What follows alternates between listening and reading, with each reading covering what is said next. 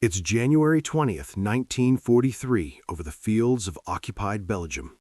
The roar of two Hawker Typhoon fighter bombers disturbs the morning peace as they race to their objective. On board the lead Typhoon is RAF pilot and Belgian aristocrat Baron Jean-Michel de Selys Longchamps, followed closely by his wingman, Sergeant André Blanco. Their mission is meant to be simple: approach undetected and deliver their 4,000-pound bombs on an important railway junction, denying its utility to the German war effort. But Jean-Michel also has other plans. The morning frost still covers the ground when Jean-Michel spots their target emerging from between the hedgerows of the countryside.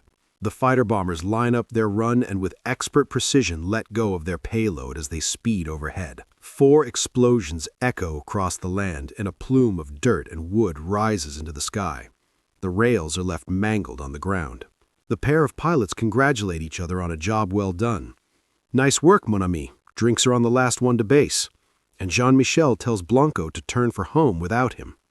"Return without me." The mood on the radio turns from celebratory to confusion. Blanco was asking why he wasn't coming back as well. Jean-Michel simply repeats himself. There's something else he must do. Blanco reluctantly separates from the formation and returns on his own.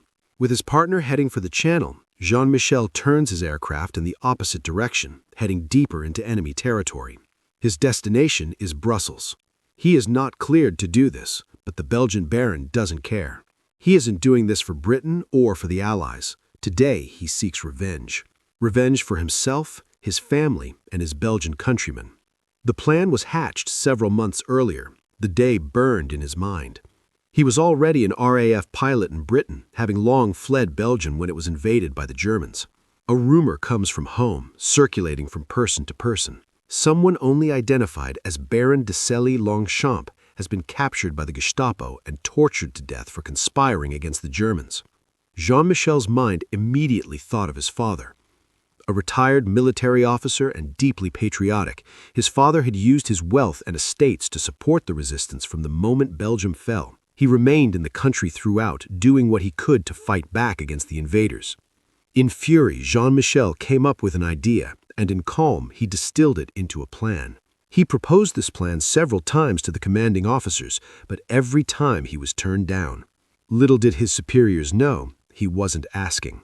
The great sprawling city of Brussels appears up ahead, and Jean-Michel heads straight for a particular street. Without a hint of hesitation, he races into the city at rooftop height.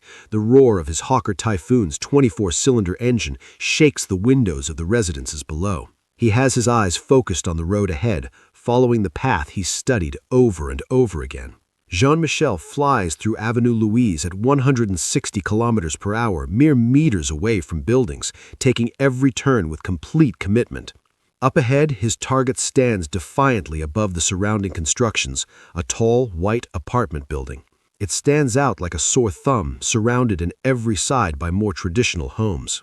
Within are the offices of Nazi Germany's feared secret police, the Gestapo. He flies right in, making the construction shake at the seams. Jean-Michel flies over Bois de la Cambre Park, turning his aircraft around while Gestapo workers gather at the windows, wondering what just happened. Up in the air, Jean-Michel rounds the corner into Avenue Louise, and the Gestapo headquarters appears straight ahead. Without a second thought, he pulls the trigger. In a blur, a barrage of 20mm shells strikes the building's white facade, piercing it and tearing through the offices within. The quadruple 20mm Hispano autocannons dumping 46 rounds of high explosives into the building each and every second. He keeps firing as far as long as he possibly can, holding the trigger down as the building fast fills his windshield.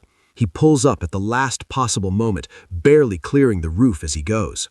Behind him, he leaves the construction in ruins. Smoke and dust are pouring out of the blown-out windows. Satisfied, Jean-Michel opens up his canopy and throws out a fistful of little Belgian flags over the city. Curious civilians are brought out by the commotion to witness the trail of flags fluttering down onto their streets. He keeps throwing flags as he heads for his next target, the Royal Palace of Laeken. But for this one, he has a different payload in store. From his bag, he fetches a much bigger Belgian flag. Jean-Michel lets it go into the airstream as he flies over the beautifully ornate palace. The tricolor spreads in the air and lands right on the palace roof for all the citizens to see. Then he turns for home, knowing the German interceptors are on the way. Civilians gather on the streets. They watch in awe as the brave pilot makes his escape, leaving a patriotic trail in his wake. Jean-Michel successfully made it back to base untouched. His raid is known to have killed at least 4 high-ranking officers of the Gestapo, while subsequent rumors across the Brussels streets put his tally as high as 30 Gestapo workers. The attack completely halted HQ operations for 6 weeks while the building was repaired. Upon landing back in England, Jean-Michel's heroic actions would earn him a demotion and a berating from his superiors for having gone rogue. However, this would fortunately not last long. The story of the patriotic Belgian baron that brought revenge upon the Gestapo caught on, and his feats would gain the fame that they deserved. Oh, well, good job, man. Really good job. He would receive the Distinguished Flying Cross for his actions a couple of months after the events. Jean-Michel de Selys Longchamps would tragically be killed in action just 8 months after the raid on August 16, 1943. After the war, it was discovered that Jean-Michel's father was alive. It remains unknown who the rumored person arrested by the Gestapo really was. The liberated Belgian government would posthumously award him with the country's highest order, the Order of Leopold. It was received by his father. The building still stands today, and just outside, a golden-colored bust of the great pilot was built in remembrance of the day the Belgian baron took matters into his own hands. If you haven't yet, please subscribe to the channel, and please watch more videos of ours.